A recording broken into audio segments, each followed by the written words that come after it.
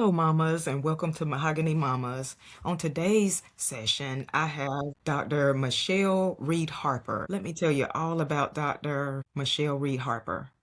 Michele is a wife to former 12-year NFL player Dwayne Harper, a mother to a 5-year-old girl and 27-year-old stepson. She's the owner of several Massage Envy franchises and owner of the holistic health coaching practice called Get Well with Michele. She is known as your Get Well coach, transforming women's lives, wellness, and physique in that order. She is a national board certified health and wellness coach, nutrition coach, former fitness competitor, and model, mentor, and speaker.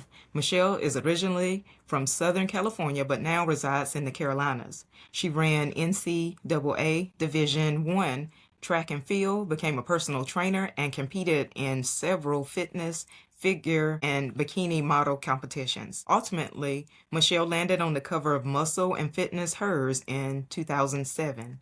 Academically, Michele received her PhD in holistic nutrition, MS in kinesiology, and BS in psychology. At the Institute for Integrative Nutrition, Reid Harper became a certified integrative nutrition coach with an additional certification and focus in hormone health support. In 2012, she decided to become a health and nutrition coach and created Get Well with Michele so she can make some real health changes in her community. Her focus and expertise are working with women that have tried everything when it comes to weight loss, stress management, and finding overall health and wellness balance, specifically hormonal balance. She creates personalized roadmaps to health that suit each woman's unique body, lifestyle, preferences, and goals. The three most popular services that Get Well with Michele offers are the Bod Pod Body Fat Assessment, her 4-month one-on-one lifestyle lift program, and her customized and personalized nutrition plans. Michele is also the resident health and nutrition coach for Wellspring Family Medicine, owned and operated by Dr. Damon Daniels. Welcome, Dr. Michele. Thank you. Thank you, Jamaica. I'm so excited to be on this podcast. Thank you for coming, and I'm Yeah. so excited to have you. Yes. We see each other all the time in the wellness space, and I love collaborating. So what you have brought to your community is just fantastic. So Oh, keep it thank up. you. Thank you. Thank you. You're welcome. So I brought you on today so we can talk about nutrition and healthy eating. Yes. And my first question for you, Dr. Michele, tell us how you got started in nutrition. Wow. So I love these questions because it makes me pause and think and then reassess on where I am now. But everything that we've done in our past, as we know, shapes where we are. So there are a couple main reasons why that got me into nutrition. But I've always been into exercise, starting with the Girl Scout Olympics. I mean, I ran track, I was beating all the boys, pretty much started my track and field career when I was like 7 or 8 years old. I would eat donuts before a track meet. I mean, and track meets are what, 10, 11, 12 hours sometimes. No, let's just say maybe like 9 or 10 hours outside. I mean, my parents did their best, but I really didn't know what I was doing at that age. And even into high school, I ate whatever was available and I had no connection to performance. I just didn't really think about it. I just ate what I normally ate. When I got to the collegiate level, ran track, got some nutrition information, but it was pretty basic. And that took me through track and through, going through college. And I think if I would have known more about nutrition, maybe I would have gone to the Olympics. You never know, because I was kind of good. Okay. Um, but then after college, I became a personal trainer, did the fitness competitions as you mentioned in the bio, and one competition I copied this girl's 1,500 calorie diet just to get the look to be on stage. Like they're looking for, musculature, very toned, and it worked. It wasn't necessarily for me, but it worked, and I could see at that point what nutrition could do to change the physique of the body. So I was like, oh man, this is amazing what nutrition can do. And I mean, it got me to the point that, my claim to fame was being on the cover of Muscle and Fitness Hers in 2007.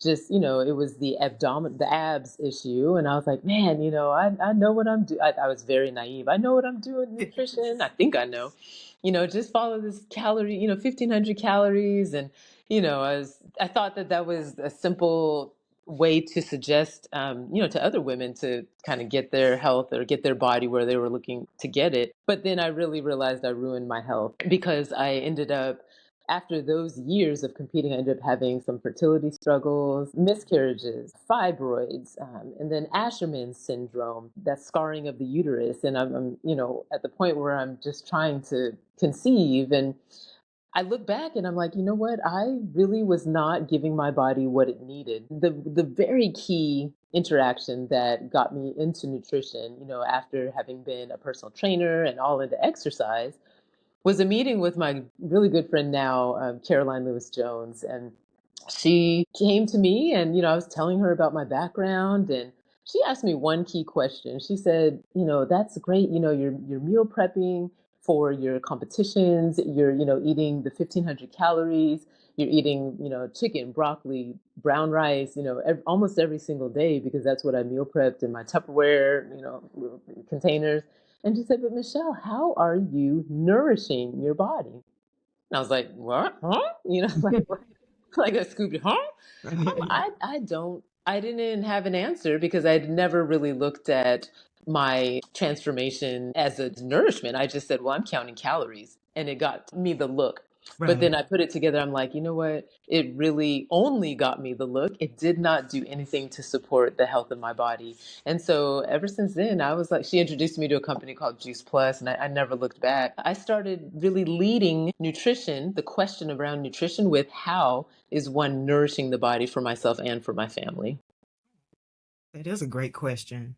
Yeah, yeah. And I love that you said, in what you do now, you said transforming women's lives, wellness, and physique in that order. I love that you said Yes. that. Jamaica, that is, I guess through my experience and through my schooling, as my PhD in holistic nutrition and then other certifications, I see what I did wrong, and I see what a lot of women, do wrong as far as approaching the look. We do all these things just to get the look, but our health suffers. Right. Whereas now, what I love is just, let's get the lifestyle, right? So the lifestyle just means your action items, your habits, your routine.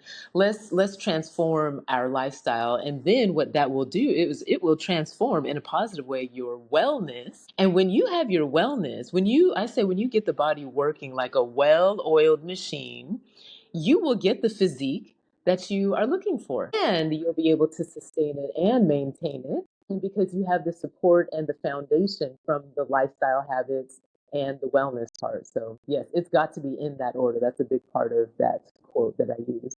Right, right. And you're giving them a learning curves because you like don't do what I did. Exactly. Yeah, for sure. Yeah. And my next question, what are you feeding your family? And are there some must-haves that are always included in the family meals? Ah, yes. And, and you ladies, as you know, with kids, they can be picky. And Oh you yeah. don't know what you're going to get until you have that kid and watch them grow. But, the biggest thing is to expose them to as many healthy food items as you can, even if it's just, like I encourage my caretakers, mamas, whoever it is, to celebrate and have your child try something and not get upset, mad, or if they don't like it. Just Right. say, you know what, I'm really glad that you tried it. It's okay if you don't like it. There's going to be hundreds of things that you don't like, and hundreds of things that you do like, and they'll continue to try. So I found that, just as the one quick tip before I get into what's included, but I do encourage my daughter to just try certain things, and she does. But meals for the Harper family. Okay, so most importantly, I'd say 90% of our food is home cooked. I am not a chef. I had to learn on my own, and I made a point to do that. And I actually love cooking, and I need a recipe. I'm a recipe. I'm not that good where I could just like throw stuff together like my grandma and like a lot of people, but I follow recipes, and I've made some really exciting things. So 90% of the meals are home cooked or like home prepped, Right. i.e., semi homemade, let's just say, but everything is sourced responsibly. And I had to learn how to do that. I have that, I'll talk about that in the next question. But we always now, I'd say these days, have broccoli, believe it or not, broccoli at almost every meal. I'm talking about lunch and dinner, sometimes even breakfast. Oh, And wow. yeah, and my daughter, I teach her this you don't have to just have sweet things or the typical breakfast items for at breakfast or dinner items at dinner. You can have them all throughout the day because why? That word we said before, it's nourishment. We're looking at food differently. It Right. used to be green beans, but all of a sudden, from the age of 2 to 4, my daughter loved green beans. And then all of a sudden and I was like, yeah, I made a batch every single week. And now she doesn't like them. So I was a little hurt by that, but Yeah. you just keep it moving. So we got broccoli in the mix. She likes peas and corn, sweet Okay. potatoes. Yeah, and we let's see, yes, like a breakfast would be like I do some plant-based protein waffles. We do plant-based sausage, and sometimes we do some turkey bacon if sourced well. We're not an all vegan family, but we prioritize plants, fruits and vegetables, nuts, beans, seeds. A dinner would be, at least one, and most of the time two different vegetables and like different colors of vegetables because the rainbow is super important. Yes. But that would include, of course, broccoli. So we do sweet potatoes a lot. I have my famed barbecue salmon, and then we do like trout. My daughter actually likes, and my husband, lemon butter capered trout, poultry. This is like normal stuff, and I can rinse and repeat these recipes Yes. because it's just what we do. Yeah. Yeah. Sounds good. Yeah. I love that you encourage your daughter. You can have vegetables throughout the day, not just for lunch or dinner. She can have it for breakfast. Yes. Yes. We Yes. sometimes, as adults, forget that we can have vegetables for breakfast too. That's right. Right. Yeah. And my next question, do you have any tips for the busy mom and for how she can provide healthy meals to her family?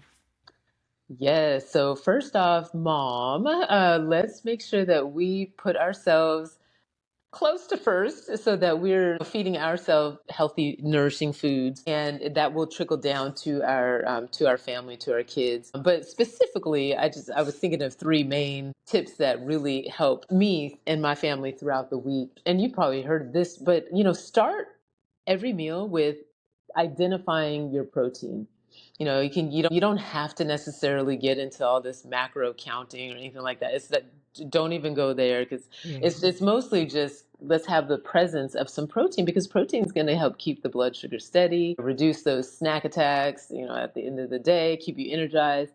And it can be animal or plant-based sources. So organic Greek yogurt, rotisserie chicken, beans, that your plant-based source of protein would be beans, lentils, tofu, fish. Keep it easy. It could be leftovers, but one protein, you can spread that across multiple meals in multiple ways. So identify your protein. I love having like just a responsibly sourced rotisserie chicken. You can put that in salad. You can make, fried rice, chicken fried rice, and it's pretty, cook it once or have it once. You can use it all throughout the week.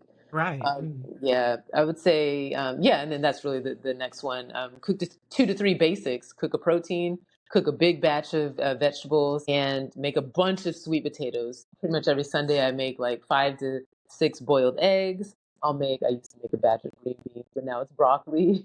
And Yeah. it's all ready to go for lunch, breakfast, or dinner. And then the last one, I found that this has helped even with my 27-year-old stepson when he was in high school. I made sure to have fruit and vegetables already washed, already cut up, and in a nice cute bowl or something, just so you can easily grab it. Because if you see it and you've got the apples already washed and, as an example, washed and cut up, just their little hands go right to it, and it's like, hey, that's fantastic. It's a good feeling. So those would be some recommendations for getting healthy meals into the family. Right. Right.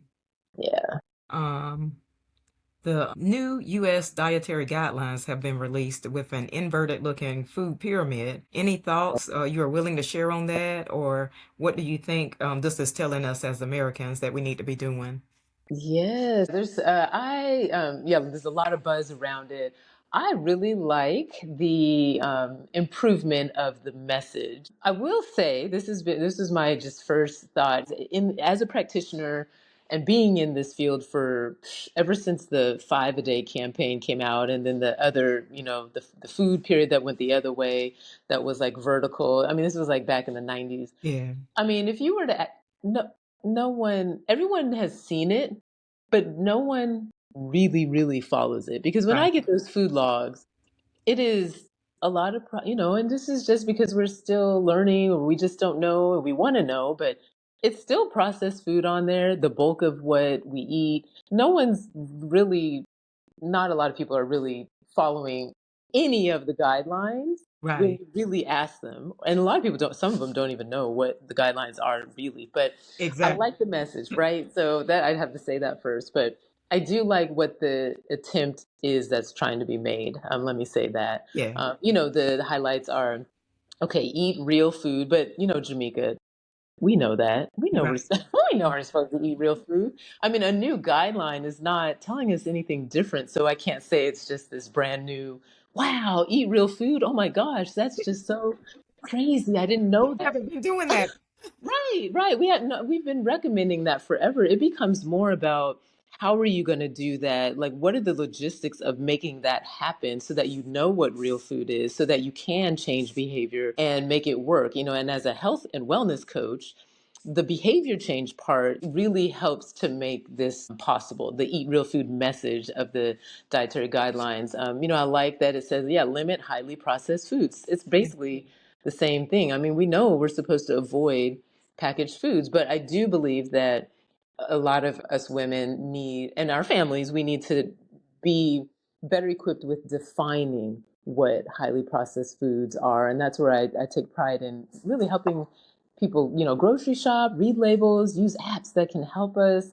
It's possible to do this stuff. The guidelines just kind of like, stated in print. right. And yeah, but yeah, I mean, I like it. I like it. Yeah, yeah, I'll roll with yeah, it. yeah. Okay. Yeah. And my, and my last question, Dr. Michelle, I know you Mhm. have the Bod Pod for your business, Get Well with Michelle. Can you explain what the machine does and what the results will tell someone after using it? And then I've got another question after you finish answering that one. Absolutely. Yes. Yes. So the Bod Pod, funny name, but the Bod Pod is a way to measure your body fat, how much body fat and how much muscle mass we carry on our bodies. And it is different than BMI. BMI just tells us how much weight we carry for our height, but the BMI doesn't tell us that BMI is used a lot in physicals for doctors to be able to give you a range of what weight you should be, and whether what your risk of chronic disease is, and so on and so forth. But the bod pod is telling you, well, what is that weight made of? Because you could be a certain height and weigh a lot, but if it's muscle, you're going to be a lot healthier than if that weight is body fat. And so the bod pod measures the composition of your body. It measures your body fat. That's the ultimate number that comes out. What percentage of body fat are you? And for women, the general guidelines is we need to be under 40% body fat, and men should be under 30% body fat. And so, absolutely, when I'm not sure, yeah, I think it can be a guide for someone that needs to make some changes to their body. Okay. Yeah, That was absolutely. gonna be my next question. I was like, can that Oh, be a guy? I know I can remember, I don't know if they still even use this, but it almost looked like pinchers or something that oh, they would like take to your arm and say, I'm measuring your body fat. So this is very different than that. yes, yeah, it's more accurate and it's more reliable than they call us the skin fold calipers.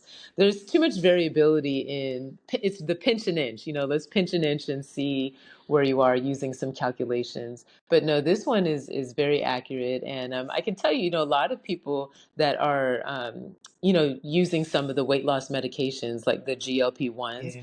It's especially important to get your body fat tested, because what's happening is all of the quote unquote weight loss that is being reported is no one knows. A lot of the average person, let's just say, doesn't know whether that weight loss is muscle or fat. So I highly encourage anyone really anyone that wants to make transformation to their body, even if you want to gain muscle, to get a body fat test, the Bod Pod is a tool that I use, and you'll be able to see whether your methods of achieving the transformation are actually working or not.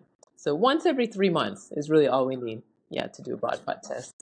Dr. Michelle, with your Bod Pod, that's a machine that you get inside of? Is that how it? Yes. Okay. Yeah, it looks like there's a couple old school movie, Mork and Mindy. I know that's dating me, but from the 70s. Anyway, it's a big egg that you sit inside, and yes, you need to wear minimal clothing. So women just need to wear like a one-piece swimsuit or a two-piece swimsuit, or you can wear just like a spandex, like a sports bra and spandex shorts. And there's no water involved. You just sit inside of this chamber, this egg, for 40 seconds. It's two measurements of 40 seconds.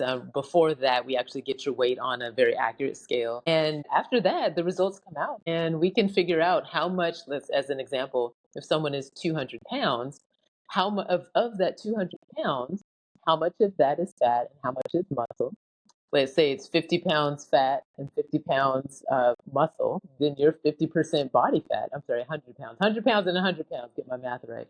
If it's 100 pounds fat, 100 pounds muscle is an easy example, then that person is 50% body fat. And we would need to work on reducing body fat, not only weight. See, because if we see a 25-pound of weight loss in this example person, we would not know whether they lost from the 100-pound of muscle compartment or did they lose from the 100-pound of fat compartment.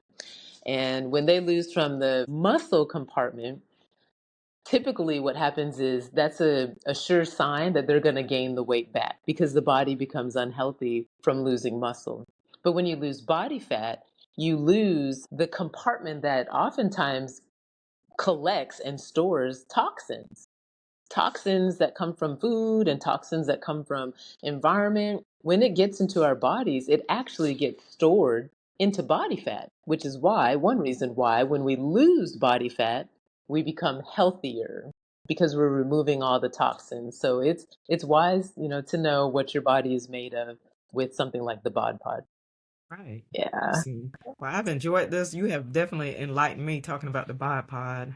But Yeah. thank you so much, Dr. Michelle, for joining me today. One You're last welcome. question is, how can listeners find you, find your business, or follow you on social media? Yes, yes, absolutely. So my business name is Get Well with Michelle, and it's Michelle with one L. So you can go to getwellwithmichelle.com is my website. Instagram is at getwellshell, and on Facebook it's Get Well with Michelle. Again, Michelle with one L. And yeah, and oh, TikTok. It's also at Get Well Shell. Although I'm building that up now. So thank you so much, Jamika. This You're has been great. welcome. And thank I you. appreciate it. And thank you, Yeah. mamas, for listening. Until next time, take care. Bye.